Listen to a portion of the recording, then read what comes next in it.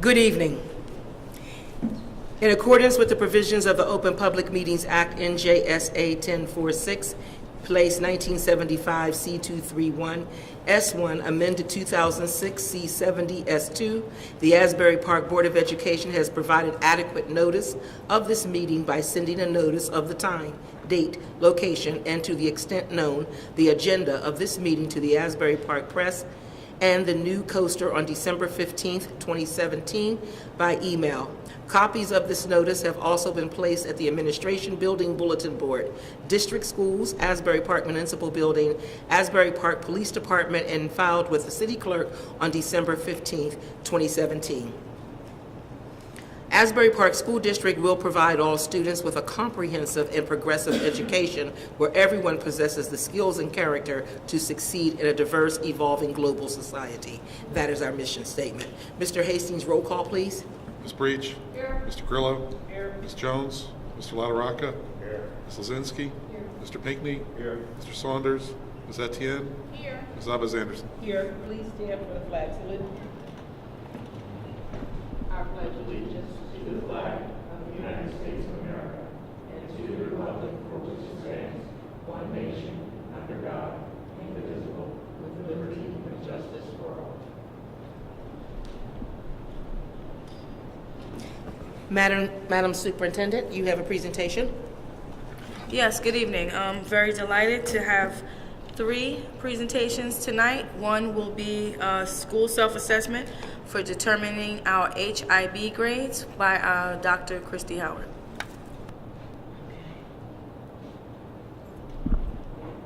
Good evening, everyone. Good evening. I'm going to pass around the PowerPoint. I'm going to pass around the PowerPoint presentation to the PowerPoint. Okay.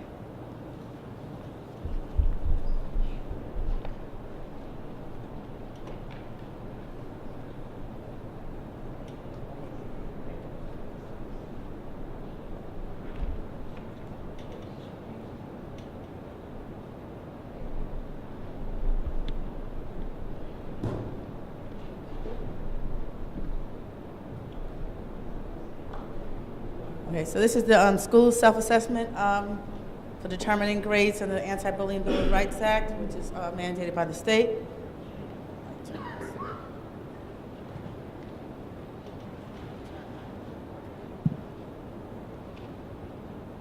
So the first slide we see here is there are 8 different elements. Sorry. There are 8 elements that we grade ourselves on. The first one is the HIB programs, approaches, or other initiatives. Element 2 is training on the Board of Education approved HIB policy. The third core element is other staff, instructional and training programs. The fourth element is the curriculum and instruction on HIB and related information and skills. The fifth element is the HIB personnel. Element 6 is school-level HIB incident reporting procedures. Element 7 is HIB investigation procedures. And element 8 is HIB reporting. At the high school, under the element 1, you have a maximum of 15 points, and the high school gave themselves a 12. And basically what happens is the HIB specialists in each individual school, they do a self-assessment based on their knowledge of what happened during the school year. So element 2 in the high school, out of a maximum of 9 points, gave ourselves a 6. Element 3, out of a maximum of 15 points, we gave ourselves a 14. Out of element 4, a maximum of 6 points, we gave ourselves a 4. Element 5, maximum of 9 points, we gave ourselves a 5. Element 6, maximum of 6 points, we gave ourselves a 4. And element 7, a maximum of 12, we gave ourselves a 7. Element 8, a maximum of 6, we gave ourselves 4. Bradley Elementary School, element 1, out of 15 points, we gave ourselves a 5. Element 2, out of 9 points, we gave ourselves a 5. Element 3, out of 15 points, we gave ourselves a 10. Element 4, maximum 6 points, we gave ourselves a 3. Element 5, at a maximum of 9 points, we gave ourselves a 5. Element 6, maximum of 6 points, we gave ourselves a 4. Element 7, maximum 12 points, we gave ourselves an 8. Element 8, we gave ourselves, out of 6 points, a 5. I'm going to go back to Bradley Elementary School because that is our lowest school, and I'll explain why. Barack Obama Elementary School, out of element 1, out of a maximum of 15 points, we gave ourselves a 12. Element 2, a maximum of 9 points, we gave ourselves a 7. Element 3, a maximum of 15 points, we gave ourselves a 13.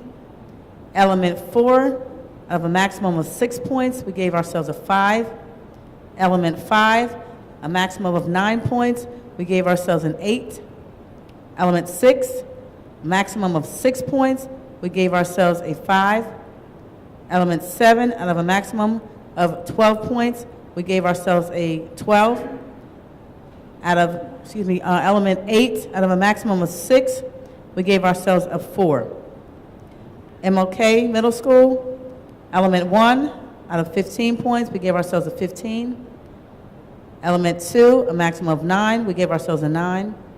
Element 3, a maximum of 15 points, we gave ourselves a 13. Element 4, a maximum of 6 points, we gave ourselves a 5. Element 5, maximum of 9 points, we gave ourselves an 8. Element 6, out of 6 points, we gave ourselves a 6.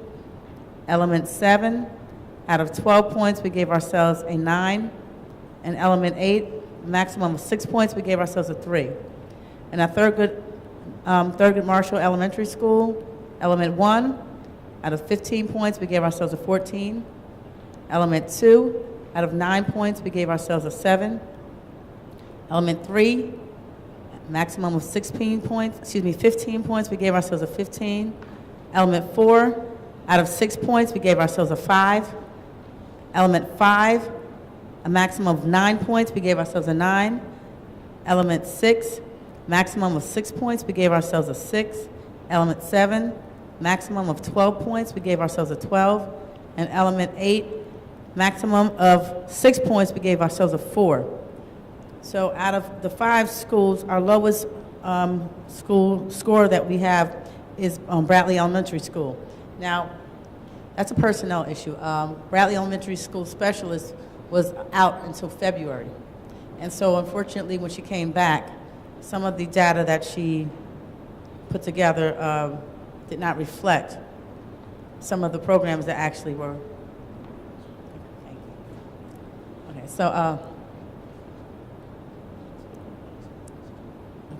so basically what it is in those 8 elements, those are describing how we deal with our HIB. So our programs, our procedures, our trainings and things like that. So what the specialists do, I meet with them and they actually go over different policies that we have. So we have, you all, if you look at, let me go back. So if you look at the programs and approaches and other initiatives in element 1. So for instance, when we have Week of Respect, that's a program that encompasses HIB. So that would be a point. So you have between 1 and 3 points. So if they say a 1, basically you're saying that you didn't do anything. If you give yourself a 2, it means that you just met the standard.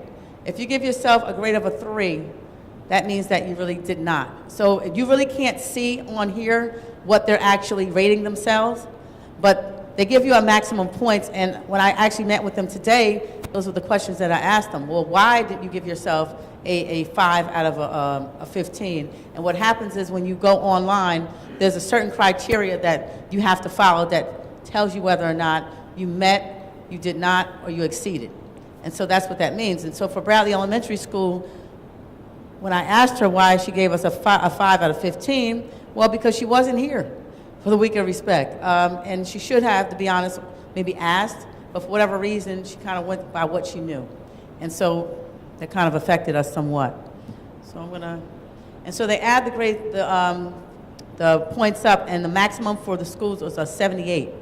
So Bradley, unfortunately, had a 45 out of the 78. Is there any way to update that? Not for this year. No? No, can't update. But we, like I said, she understands now what she did wrong, and we have a procedure in place that's going to make sure that doesn't happen again. So if we look at the average school for the past few years, you have 2014, 2015, we had a 64.2. 2015, 2016, we went down, and then we went back up in 2016, 17, and 2017, 18. So again, these are the HIB reports that we received. So 18 of them were received and investigated. And so what we did also for procedure, we purchased what's called Hipster. So Hipster is really a great program because what it does is it tracks. You have 10 days from when you receive a complaint, and you have 10 days to complete the investigation. So what Hipster does, it tells you, you have such and such amount of days to do this. You have such and such amount of days to do that. And it also gives you letters to send out to the parents. So it kind of helps you along, and it kind of tracks exactly how many investigations that were done, how many were confirmed, and how many were not confirmed. So out of the 18 investigations that we've had, 7 were confirmed and 11 were not confirmed. And as you can see, grades K to 5 in elementary school, we had 1. 6 to 8, which is usually where you're going to have the majority of your HIB complaints because it's middle school. We had 8, and in the high school, we had 12. Now, again, our improvements for 18-19 to ensure that there are established HIB programs provided. So my department, what they do is, will actually send emails out once a month to the staff to make sure that they have programs that are going to happen. I'll send it out. We Can Respect is coming up. We need to make sure you have a program. Suicide Prevention Month, we need to have a program. Red Ribbon Week, we need to have a program. So we're ensuring that those things are being done and sent out to the building administrators. Also ensure that the assemblies and activities provided to the students, like I just said. We're going into the staff meetings to ensure that the staff and students are aware of the HIB prevention. We also have the computerized program that Ms. Buford's department puts out, the GRE, so that our staff also has the HIB training with that as well. And again, our HIB coordinators, we're making sure that they are trained as well. We have monthly meetings. Well, I've developed monthly meetings this year with my HIB specialists to ensure that they're on top of all the things that they're supposed to be on. Those are our HIB coordinators at the high school, the 3 elementary schools, and the middle schools. Anybody have any questions? Yes. Is there backups to the coordinators? Like, so we don't have a Oh my God, situation? well, yes, we talked about that today. And so next month, we're hoping that you will vote on our backup HIB specialist. We talked about that today because there was an incident where someone was out, and so what has to happen is we have to get an HIB specialist from another building to come over there. So one of the things they did bring up today was, could we have 2 in one building as a backup? So that was something I will be bringing up to the superintendent. Any other questions? Thank you, Dr. Howard. I did want to bring up one other thing. I know we talked about spending money, and a lot of with these HIBs, we're talking about a lack of SEL skills. So, especially in the elementary level, children picking on other children, middle school, they're picking on other children. So, we're spending with our alternatives program, and I know you probably don't look at it as much. We're spending over $1 million a year on alternative placement. So I just wanted you all to think about that. With regards to having a Twilight program, we're spending $120,000 with kids. We're spending over $1 million a year sending kids out of district. So, you know, with our SEL training, we're hoping every year since I've been here, we've gone down at least $100,000. So that's really the big reason why we're requesting a lot of the SEL trainings. I noticed that you have the same person at 2 different schools. Can we have individuals for each school, or is he going back and forth for each? He's the guidance counselor. I know that. Yes. But he's in 2 different schools. Should we not have? We really don't, to be honest. We only have one guidance counselor for those 2 schools, and usually the guidance counselor is the one who does it. We're advised that the vice principals and the administrators should not be the ones that are conducting HIB investigations.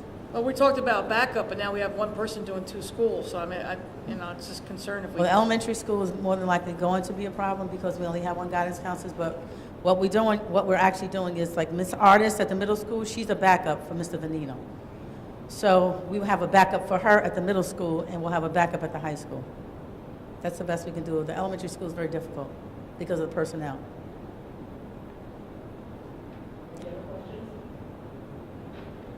Thank you.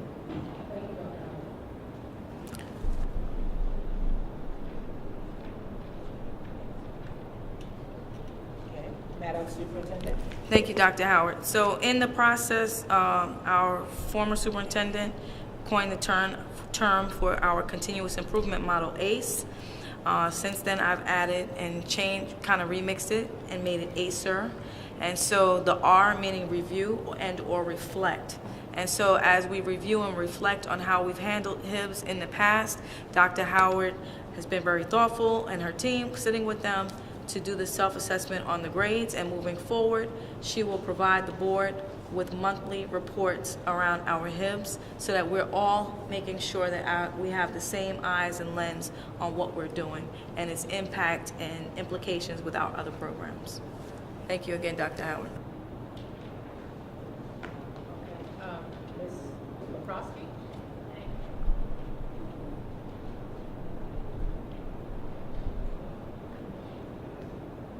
Good evening. Do I need the microphone?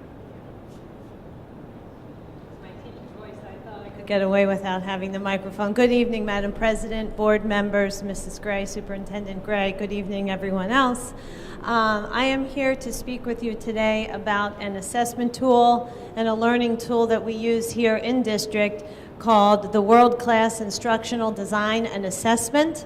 This is for English language learners. We refer to it as WIDA for short. New Jersey is one of 39 states that uses this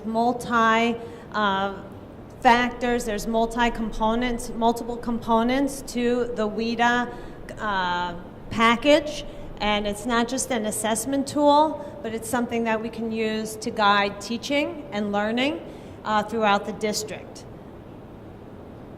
So when a student registers in Asbury Park School District and identifies a language other than English as their primary language, they are a candidate for our English language or bilingual program.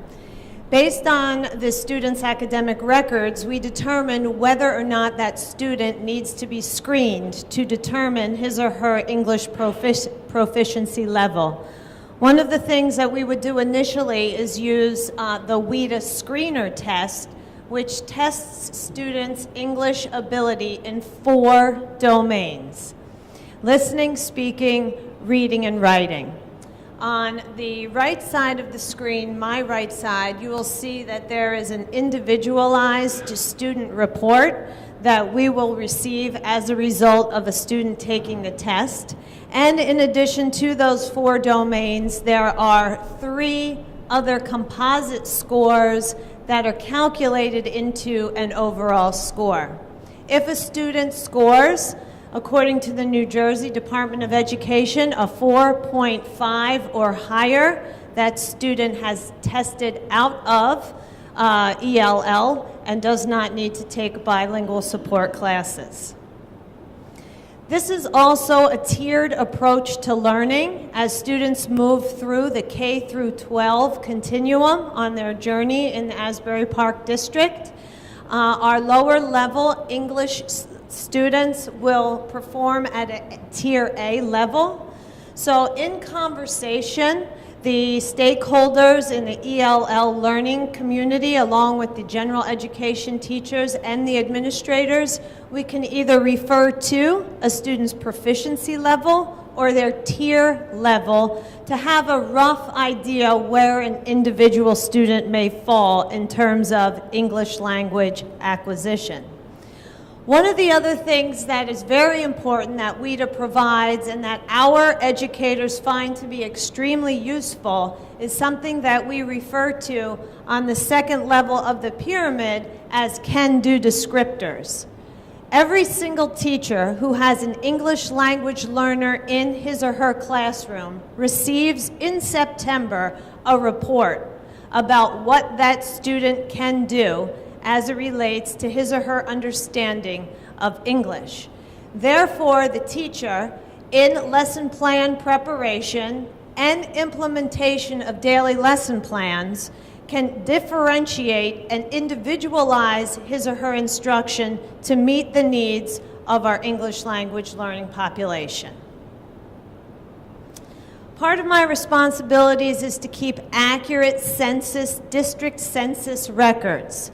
And right now, as you can see, through K through 12, the languages that span our district are depicted on the pie graph. 55% of our students have identified Spanish as being their primary language. 42% of our students have identified Creole, and we have a very small percentage of students who are transferring in the district who are speaking languages other than the two majority languages, Spanish and Creole, Arabic and Punjabi. And we are lucky that we have district employees who can serve as translators to help acclimate and assimilate those students. This is another part of our district census, and this is not only a part of something that is for New Jersey Department of Ed reporting, but it's important for us to know who our student demographics are, where they fall, and how we can best serve our students. And most of our students, the majority of our ELL learners, fall in grades K through 5. So this is important to know so we know how to staff adequately. One of the reports that will come back from WIDA, besides the screener report that we saw before, is an annual assessment. We all know that our students take the PARCC assessment. Well, our ELL learners take the WIDA Access annual assessment in between February and April every year. For every single student, we receive an individualized test result score of the domains, of the 3 composite scores, and an overall score. If at that time that student scores 4.5, he or she is exited from the ELL program. If they do not, they remain, and we use the tiers and the proficiency levels to adequately place the student in the ELL classroom. This, however, is another report that I would get from the Access results. And this is a very global look at what our students are doing, K through 12, and within the 4 domains. Now you see that we have a lot of students towards the bottom of the histogram in the entering and the emerging areas. That's okay. That's good, because students are approaching that 4.5 mark that the state of New Jersey has designated as the score needed for students to test out. We also use this very global look at this frequency to begin to ask critical pedagogical questions and enable us to then determine where we want to really drill down specifically in our data. So this is one of the reports that the stakeholders will sit down at the table and say, okay, let's look, is there anything that sticks out to you? And I would respond, yes. When I looked at this initially, I had some reactions and some questions that we are beginning to drill down. We want to ensure that the English language development standards that our students are tested on when they take the WIDA Access and Screener tests match up with the New Jersey Student Learning Standards that they will eventually be tested on when they are taking the PARCC examination. So to steal Ms. Gray's ACER, she just mentioned, where are we going to go with our WIDA Access and our Screener Scores, our ELL program? How can we best serve this group of students in our district? Well, first we really have to look at the test results. The test results tell us a lot of important things, and it's not just who's testing out of the program. It has to do with student placement, curricula development, how that curriculum meets the needs of a diverse body of students. Is there a difference between male and female performing students at different grade levels? All of these small differences need to be very critically looked at and analyzed to ensure we are providing the best quality education for our English language learners. Teaching our teachers how to best serve students in their classroom is also very important. And ultimately what we hope to do is really drive individualized instruction for our English language learners when they're in the general education classrooms, like science and math, right? So teachers can differentiate appropriately so they're meeting the needs of all students in their classrooms. And just as Ms. Gray said, a constant reflection and review of what we are doing as a professional staff. That's just a very brief overview. I was told 3 minutes, and I know that it was longer than 3 minutes, but so. Sorry, Jeff. Two questions. When you say the WIDA, does it distinguish between male and female students? Is that part of the data or not? It would not be, well, yes, and it's also a part of NJ Smart. So if I really wanted to drill down, right, I could find those multiple data points through different measures.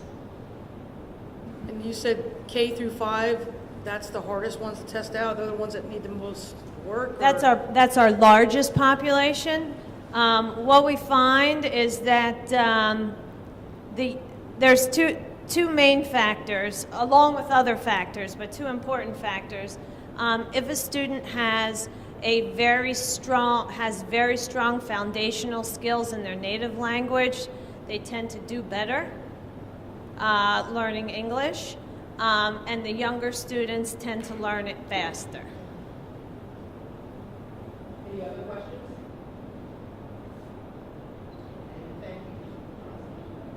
Thank you, Ms. Kropotski, Thank for a you. very comprehensive explanation on WIDA. So as you know, we're in the planning stages for our Performing Arts Academy next school year. We're looking to continue to bolster our performing arts offerings in our schools, K to 12. One of the ways we're doing that is a very, very close partnership with the NJPAC. I'm very delighted that they've contacted me, as they did last year, to offer an Alvin Ailey class that was open to our students, families, and the community at large. They've asked to partner with us again November 3rd to provide a hip-hop masterclass that will provide the backdrop for a program that they will be offering at the Paramount Theater, which will be the Hip Hop Nutcracker. So I say all of that to say that Asbury Park, the city itself, is very arts rich, and one of the things that has always been very near and dear to my heart is the arts. And so when I think about Asbury Park's moniker, the place where music lives, I'm so delighted that we have on our team an individual that really embodies that and is very passionate about music. That's our new band director at Asbury Park High School, Mr. Casey Hounsell. Much to my pleasure, last year, Mr. Hounsell, in cooperation with Ms. Jackson, Shanta Jackson, they collaborated on writing a grant. That was last school year. I heard nothing about it. And then I got the call. We got it. Mr. Hounsell, will you please come forward? Because we're going to transition now into our next presentation. But please, can you give a little background before we get to it?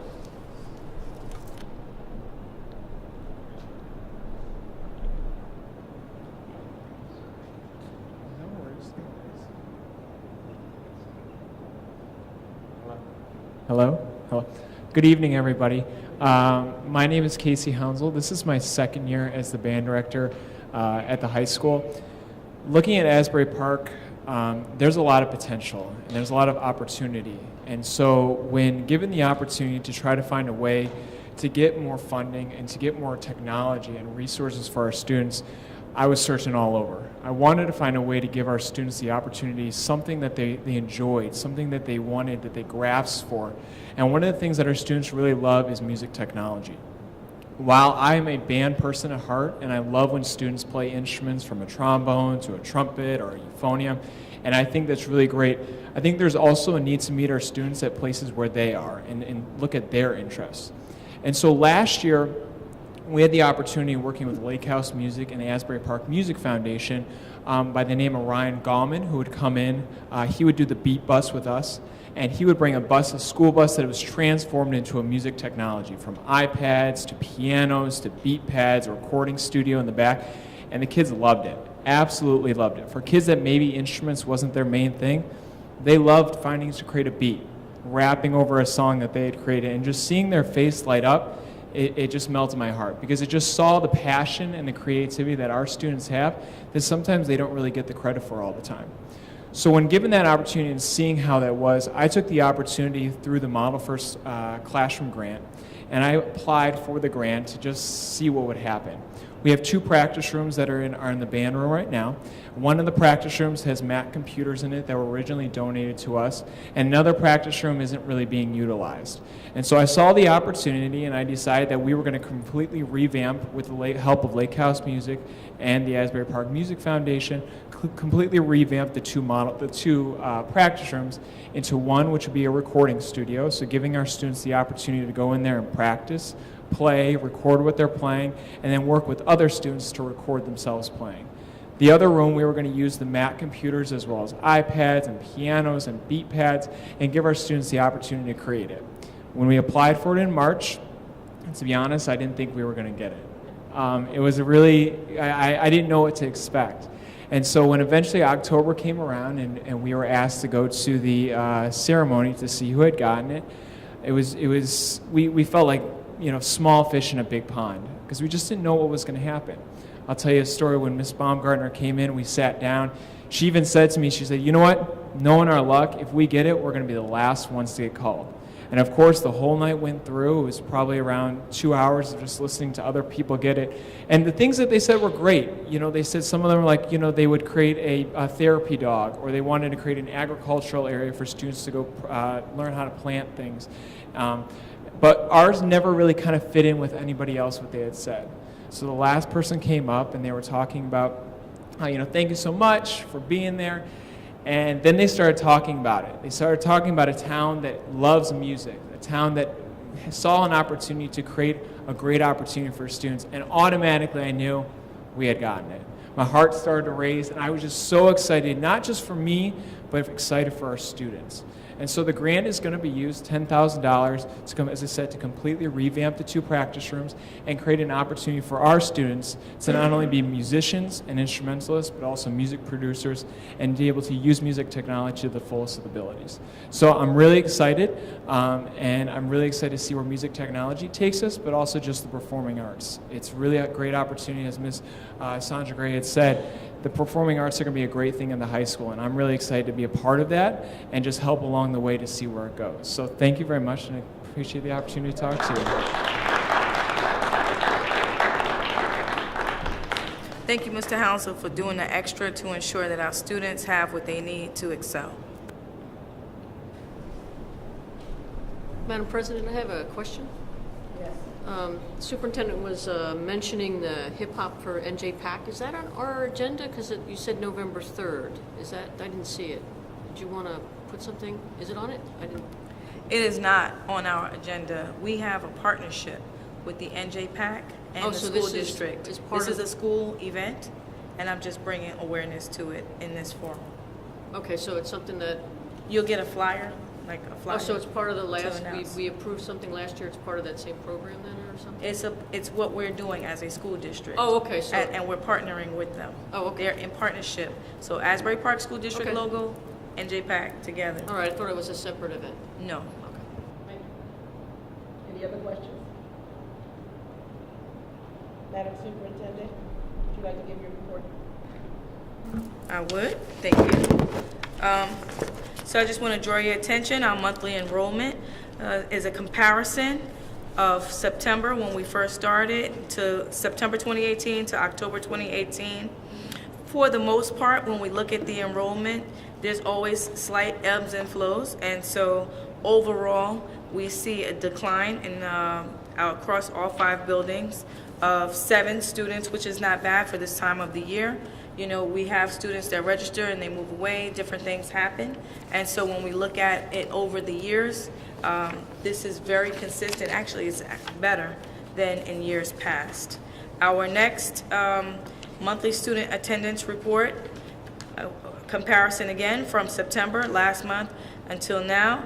And when you are looking at that, you'll see that there's some transition in some schools where we've made some adjustments in terms of placement, and so you'll see a decrease in some areas and an increase in enrollment in other areas. Our student suspensions, again, we're looking constantly at our data to ensure that our students are meeting our expectations. However, the objective is not to not hold students accountable. In other words, if and when they are not meeting the objectives, we don't continue to kick the can down the curb, but we provide very quickly whatever those behaviors warrant. We are very careful and diligent and quick to provide those students with the appropriate consequence. So you see that outlined here on the student suspension. And Dr. Howard and her team, as I shared, have been expanding it to be more inclusive across all departments so that together we're all looking at how to best meet our students' needs. But that is a process. That's not a magic bullet. That's not something that happens overnight. And then you'll see our student population by ethnicity and gender. Our female enrollment is surprisingly a little bit lower by demographic groups than our male population. And so that does speak to some of the programs and the offerings, and when we think about our instructional focus, ensuring that we're providing instruction that specifically addresses how our young men tend to learn in ways that may be different than our young ladies. Are there any questions? Okay, thank you, Madam Superintendent. Public participation in accordance with Board Policy 0167. If you have a question or concern, please come to the podium. Your name, address, you have 3 minutes, please.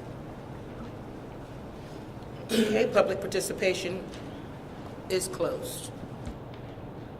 Number 8, monthly HIB report, that's attachment A. None. State monitor is not here. We need a motion to approve this. Could we get a motion for A110 and 11? Second. Question? Roll call? Ms. Etienne? Yes. Mr. Grillo? Yes. Ms. Breach? Yes. Mr. LaRocca? Ms. Lozinski? Yes. Mr. Pinckney? Yes. Ms. Abez Anderson? Yes. Thank you. Okay. So, Madam Superintendent, go to the agenda? Yes. Mr. Hastings, go to the agenda? You're okay. So, Madam Superintendent, would you like to ask for a consent? Yes. I would like to request a consent agenda with the exception of B7, 1C. That item I would like to have that tabled.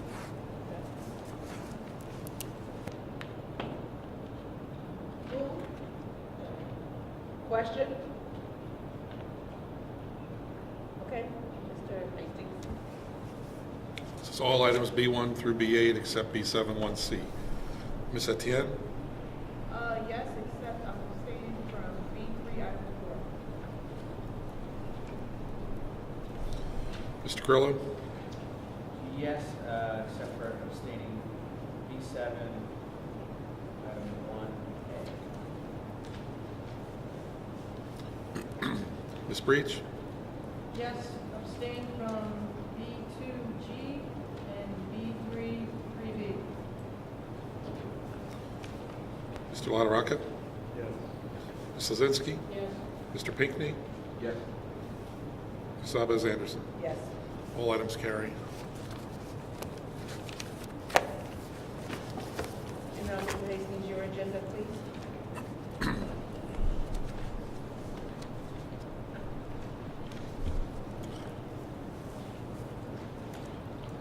Thank you, Madam President. Could I have a motion for all items C1, number 1, to C4, number 10? Question? Mr. Hastings? Ms. Etienne? Yes. Ms. Lozinski? Yes. Ms. Breach? Yes, abstain from C2E.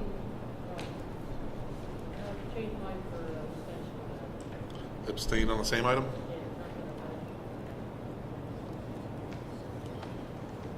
Mr. Grillo? Yes. Mr. LaRocca? Yes. Mr. Pinckney? Yes. And Ms. Abez Anderson? Yes. Thank you. All items carry. Motion to adjourn? Second. All in favor? Aye. Thank you. Have a good night.